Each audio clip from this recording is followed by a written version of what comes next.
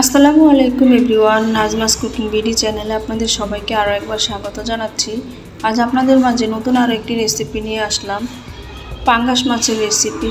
যে কিনা কখনো পাঙ্গাস মাছ খেতে চায়নি, এই প্রসেসে রান্না করলে সেও খেতে চাইবে। সেই দুর্দান্ত স্বাদের পাঙ্গাস মাছের রেসিপি নিয়ে আসলাম। তাহলে চলুন কথা না বাড়িয়ে আমাদের মূল রেসিপি দেখে নেই।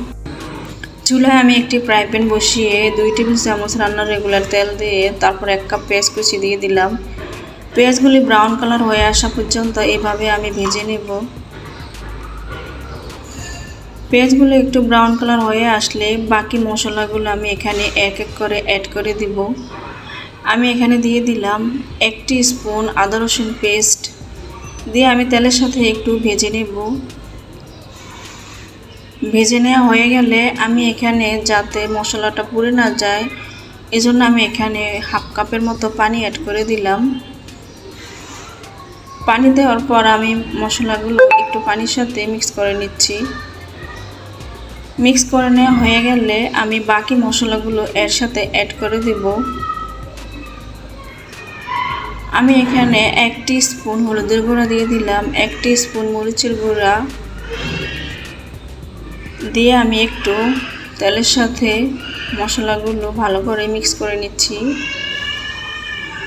মিক্স করে নেওয়া হয়ে গেলে আমি এখানে একটি তেজপাতা দিয়ে দিলাম মাঝখান দিয়ে ছিঁড়ে, আর দিয়ে দেব পাঙ্গাস মাছগুলো। আমি এখানে প্রায় 7-8 টুকরা পাঙ্গাস মাছ নিয়েছি। মশলাগুলো ভালোভাবে কষিয়ে নেওয়ার পর আমি মাছগুলো দিয়ে দিলাম। এ পর্যায়ে আমি মশলার সাথে মাছগুলো এক এক করে আমি মিক্স করে নিচ্ছি।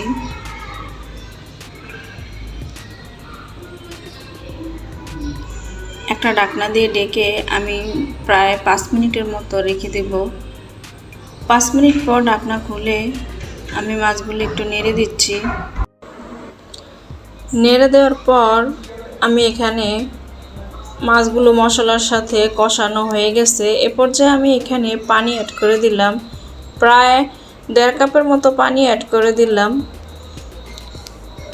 এই প্রসেসে রান্না করলে খেতে খুবই টেস্ট লাগে। আর দিয়ে দিলাম এখানে লেবু পাতা। এই লেবু পাতা দিয়ে পাঙ্গাস মাছ রান্না করলে খেতে যে এতটা সুস্বাদু হয় ভাবা যায় না। বাসায় যদি ট্রাই না করেন বুঝতে পারবেন না, বাসায় অবশ্যই ট্রাই করবেন। আমি একটা ঢাকনা দিয়ে ঢেকে প্রায় 20 মিনিটের মতো রেখে দিয়েছিলাম।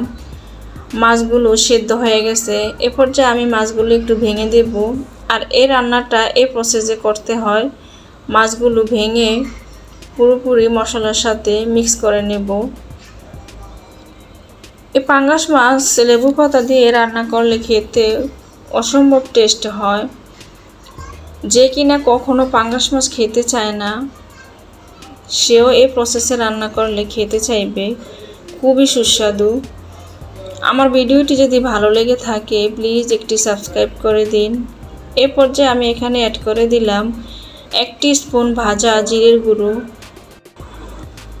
এভাবে আমি প্রায় 5 মিনিটের মতো নেড়ে একটু ভাজা ভাজা হয়ে আসলে নামিয়ে নেব। আর এই তরকারিটা একটু শুকনো শুকনো ভাজা ভাজা হলে বেশি সুস্বাদু হয়। বাসায় অবশ্যই ট্রাই করবেন, খেতে অসম্ভব সুস্বাদু।